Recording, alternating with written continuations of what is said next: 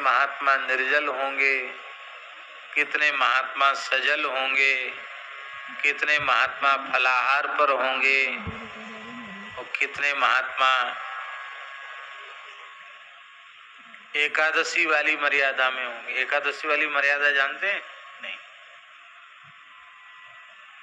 11 बार तक फलाहार कर लो तो एकादशी भंग नहीं मानी जाती। एकादशी है ना 11 बार, इससे ज्यादा यदि फलाहार किया तो हो सकता है फिर कुछ विचार करना पड़े कि एकादशी है कि नहीं। पर भैया ये विनोद में बात हमने कही है, सांची बात तो ये है कि एकादशी, भागवत जी में लिखा है एकादश्याम निराहार, निराहार रहना चाहिए। निराहार का अर्थ है निरंबु, जल भी न ले। सर्वोत्तम पक्ष है प्रत्येक एकादशी निर्जल होनी चाहिए। हमारे ब्रज में अभी भी सैकड़ों संत ऐसे हैं, चित्रकूट में से बहुत से संत ऐसे हैं, अयोध्या जी में बहुत से संत ऐसे हैं जो प्रत्येक एकादशी निर्जल करते हैं। हमारे वृंदावन में पूज्य श्री सुदामा दास जी महाराज जीवन पर्यंत प्रत्येक एकादशी उन्होंने निर्जल की, सारे जीवन भर एकादशी निर्जल की उन्होंने। ऐसे बहुत से संत हैं।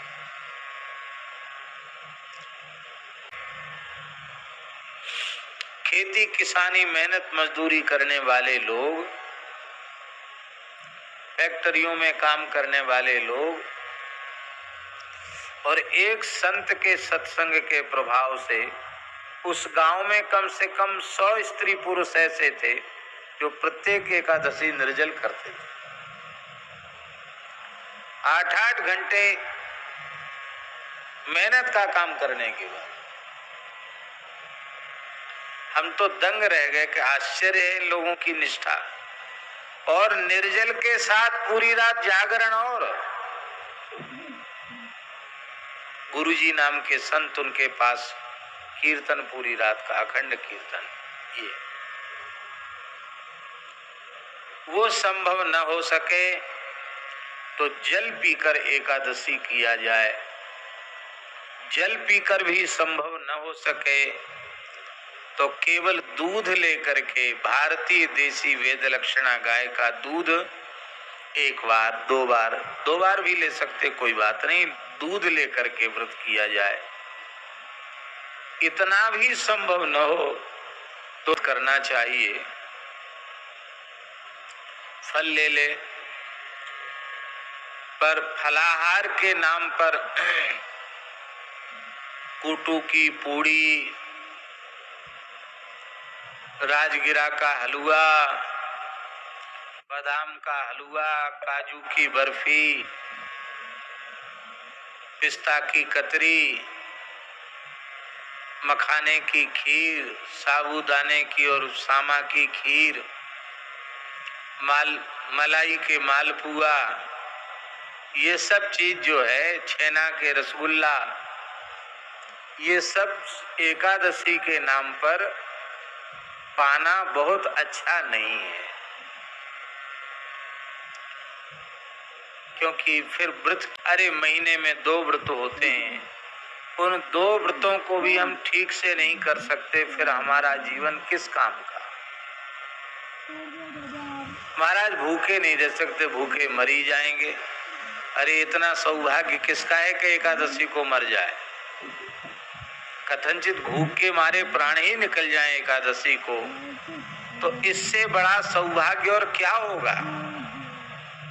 कहते एकादशी को भगवान के वैकुंठ के, गोलोक के, साकेत के फाटक खोले रहते हैं, सीधे जाएंगे। बहुत अच्छी बात है, इससे बढ़िया और क्या होगा।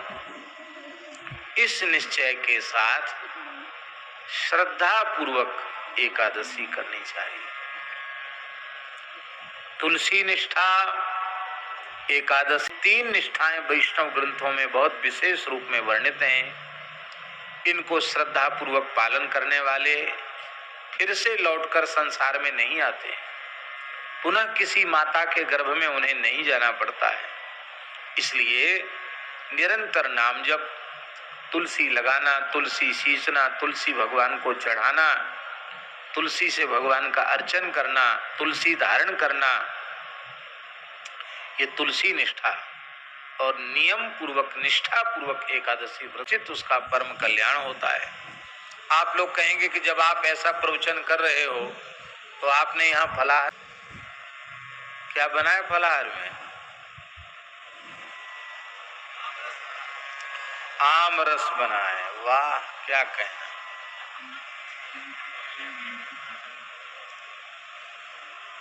कम से कम किसी महापुरुष ने बताया तो सही कि कुछ बना है। तो आम रस तक तो ठीक है, कोई बात नहीं है, लेकिन और भी कुछ बना होगा है? पूड़ी भी बनी है, खीर भी बनी होगी, और भी बहुत कुछ बना होगा। तो ये इसलिए बनाया गया है कि कहीं आप लोग मन में न कहें कि महाराज तो भूखे मर ही रहे हैं और हमें और भूखों मार रहे हैं। भैया, हम तो पानी पी के एकादशी कर रहे हैं। हमने सवेरे से इतना सा पंचगव्य लिया है, पंचामृत लिया है, और बाकी हम केवल जल ही, प्रयास यही करते हैं कि एकादशी को जल ही लेवें, क्योंकि ये कथा की सेवा है तो इसमें बोलने में प्यास प्रायः लगती है। नहीं, मन तो ऐसा करता है कि ठाकुर जी ऐसी सामर्थ्य दें कि दास की प्रत्येक एकादशी निरंबू ही हो, बिना जल के ही हो। लेकिन अपने में निष्ठा की कमी है, परिपक्वता नहीं है, विचारों में दृढ़ता नहीं है, इसलिए हजार बहाने हम बनाते हैं।